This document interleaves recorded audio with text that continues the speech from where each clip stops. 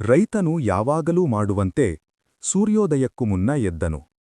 ಮನೆಯೊಳಗೆ ಮೌನ ಇತ್ತು. ಗೋಡಿಯ ಮೇಲೆ ತೂಗಿಕೊಂಡಿದ್ದ ಗಡಿಯಾರದ ಟಿಕ್ ಟಿಕ್ ಶಬ್ದ ಮತ್ತು ಬಾಗಿಲಿನ ಬಳಿ ಮಲಗಿದ್ದ ನಾಯಿಯ ನಿಧಾನ ಉಸಿರಾಟ ಮಾತ್ರ ಕೇಳಿಸುತ್ತಿತ್ತು. ರೈತನು ತನ್ನ ಬೂಟ್ಗಳನ್ನು ಕೈಗೆತ್ತಿಕೊಂಡಾಗ ನಾಯಿ ತಲೆಯನ್ನು ಎತ್ತಿ ನೋಡಿತು. ಅದರ ಬಾಲ ನೆಲಕ್ಕೆ ಒಮ್ಮೆ ತಟ್ಟಿತು. ಶುಭೋದಯ ಮ್ಯಾಕ್ಸ್ ಎಂದು ರೈತನು ಹೇಳಿದರು. ಮ್ಯಾಕ್ಸ್ ಒಂದು ಗೋಲ್ಡನ್ ರಿಟ್ರೀವರ್. ಈಗ ಅದು ಚಿಕ್ಕದಾಗಿರಲಿಲ್ಲ. ಅದರ ಹೊಳೆಯುವ ಬಂಗಾರದ ಬಣ್ಣ ನಿಧಾನವಾಗಿ ಮೃದುವಾದ ಬಣ್ಣಕ್ಕೆ ಬದಲಾಗಿತ್ತು. ಚಲನೆಗಳು ಸ್ವಲ್ಪ ನಿಧಾನವಾಗಿದ್ದರೂ ರೈತನು ಬಾಗಿಲು ತೆರೆದ ತಕ್ಷಣ ಮ್ಯಾಕ್ಸ್ ಎದ್ದು ನಿಂತಿತು.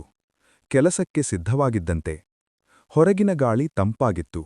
ಮಣ್ಣಿನ ಮತ್ತು ಹುಲ್ಲಿನ ವಾಸನೆ ತುಂಬಿಕೊಂಡಿತ್ತು. ಹೊಲಗಳು ದೂರವರೆಗೆ ಹರಡಿಕೊಂಡಿದ್ದವು. ರೈತನು ಗೋದಾಮಿನ ಕಡೆ ನಡೆದು ಹೋದಾಗ ಮ್ಯಾಕ್ಸ್ ಅವನ ಹಿಂದೆಯೇ ನಡೆಯಿತು. ಮಧ್ಯ ಮಧ್ಯೆ ನೆಲವನ್ನು ವಾಸನೆ ಮಾಡುತ್ತಿತ್ತು. ಎಲ್ಲವೂ ಸರಿಯಾಗಿದೆಯೇ ಎಂದು ಪರಿಶೀಲಿಸುವಂತೆ. ಅವರಿಬ್ಬರೂ ಬಹಳ ವರ್ಷಗಳಿಂದ ಒಟ್ಟಿಗಿದ್ದರು. ಮ್ಯಾಕ್ಸ್ ಒಂದು ಬಾರಿ ಗಾಬರಿಯಾದ ಪುಟ್ಟ ನಾಯಿಯಾಗಿತ್ತು. ತನ್ನದೇ ಕಾಲಿಗೆ ತಾನೇ ತುಳಿಯುತ್ತಿದ್ದ. ಆಗ ರೈತನು ತನ್ನ ಹೆಂಡತಿಯನ್ನು ಕಳೆದುಕೊಂಡಿದ್ದ. ಮನೆ ತುಂಬಾ ಖಾಲಿಯಾಗಿತ್ತು. ಆ ಮೌನವನ್ನು ಮ್ಯಾಕ್ಸ್ ತುಂಬಿತು. ಶಬ್ದದಿಂದಲ್ಲ, ಆದರೆ ತನ್ನ ಇರುವಿಕೆಯಿಂದ. ಅಡುಗೆ ಮನೆಯ ಬೆಂಕಿಯ ಬಳಿ ಮಲಗಿರುವ ಬೆಚ್ಚನೆಯ ದೇಹ. ಹೊಲದಿಂದ ಹೊಲಕ್ಕೆ ಹಿಂಬಾಲಿಸುವ ನೆರಳು. ಆ ಬೆಳಿಗ್ಗೆ ಒಂದು ಕುರಿ ರಾತ್ರಿ ವೇಳೆ ದಾರಿ ತಪ್ಪಿತ್ತು.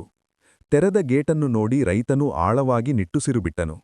ಏನೂ ಹೇಳುವ ಮೊದಲೇ ಮ್ಯಾಕ್ಸ್ ಎಚ್ಚರಗೊಂಡಿತು. ಕಿವಿಗಳು ನಿಂತು. ಕಣ್ಣುಗಳು ಹೊಲದ ಕಡೆ ನೋಡುತ್ತಿದ್ದವು. ಹೋಗು ಎಂದು ರೈತನು ನಿಧಾನವಾಗಿ ಹೇಳಿದರು. ಮ್ಯಾಕ್ಸ್ ವೇಗವಾಗಿ ಅಲ್ಲ, ಆದರೆ ದೃಢವಾಗಿ ಓಡಿತು. ವರ್ಷಗಳ ಹಿಂದೆ ಕಲಿತಂತೆ ವಿಶಾಲವಾಗಿ ಸುತ್ತುಕೊಂಡು ಕುರಿಯನ್ನು ಭಯಪಡಿಸದೆ ಹಿಂದಕ್ಕೆ ತರಿತು. ಕುರಿ ಗೇಟ್ ಒಳಗೆ ಬಂದಾಗ ಮ್ಯಾಕ್ಸ್ ಮರಳಿ ಬಂದು ಕುಳಿತುಕೊಂಡಿತು. ಮೇಲಕ್ಕೆ ನೋಡಿ ಕಾಯುತ್ತಿತ್ತು. ಚೆನ್ನಾಗಿ ಮಾಡಿದೆ ಎಂದು ರೈತನು ಹೇಳಿ ನಾಯಿಯ ತಲೆಗೆ ಕೈ ಇಟ್ಟನು. ಅವರು ದಿನವಿಡೀ ಒಟ್ಟಿಗೆ ಕೆಲಸ ಮಾಡಿದರು. ಸಡಿಲವಾದ ಬೇಲಿಯನ್ನು ಸರಿಪಡಿಸಿದರು. ಆಹಾರವನ್ನು ಹೊತ್ತರು. ಭೂಮಿಯ ಅಂಚಿನವರೆಗೆ ನಡೆದು ಬಂದರು. ರೈತನು ಕೆಲವೊಮ್ಮೆ ಮಾತನಾಡುತ್ತಿದ್ದ.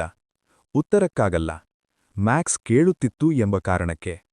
ಹವಾಮಾನದ ಬಗ್ಗೆ, ಧಾನ್ಯಗಳ ಬೆಲೆಯ ಬಗ್ಗೆ, ಈಗಿನ ಜಗತ್ತು ಹಿಂದಿನಗಿಂತ ವೇಗವಾಗಿದೆ ಎಂಬ ಭಾವನೆಯ ಬಗ್ಗೆ. ಮಧ್ಯಾಹ್ನ ಅವರು ಮರದ ಕೆಳಗೆ ವಿಶ್ರಾಂತಿ ತೆಗೆದುಕೊಂಡರು. ರೈತನು ಊಟ ತಿನ್ನುತ್ತಾ ಒಂದು ತುಂಡು ರೊಟ್ಟಿಯನ್ನು ಮ್ಯಾಕ್ಸ್ ಜೊತೆಗೆ ಹಂಚಿಕೊಂಡನು.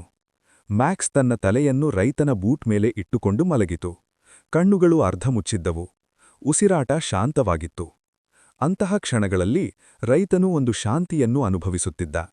ಅದನ್ನು ಸಂತೋಷ ಎಂದು ಹೇಳಲಾಗಲಿಲ್ಲ. ಆದರೆ ಸ್ಥಿರತೆ ಇತ್ತು. ಯಾರೂ ಇಲ್ಲದಿದ್ದರೂ ನೀನೊಬ್ಬನೇ ಅಲ್ಲ ಎಂಬ ಭರವಸೆ. ಸೂರ್ಯ ಅಸ್ತಮಿಸುತ್ತಿದ್ದಂತೆ ಅವರು ಮನೆ ಕಡೆ ನಡೆದು ಬಂದರು. ಮ್ಯಾಕ್ಸ್ ನಿಧಾನವಾಗಿ ನಡೆಯುತ್ತಿತ್ತು. ಆದರೆ ಹಿಂದೆ ಉಳಿಯಲಿಲ್ಲ. ಎಂದಿಗೂ ಅಲ್ಲ. ರಾತ್ರಿ ದೀಪ ಆರಿಸುವ ಮೊದಲು ಮ್ಯಾಕ್ಸ್ ಮತ್ತೆ ಬಾಗಿಲಿನ ಬಳಿ ಮಲಗಿತು. ರೈತನು ಕ್ಷಣಕಾಲ ನಿಂತು ನೋಡಿದನು ಮತ್ತು ತಲೆಯಾಡಿಸಿದನು.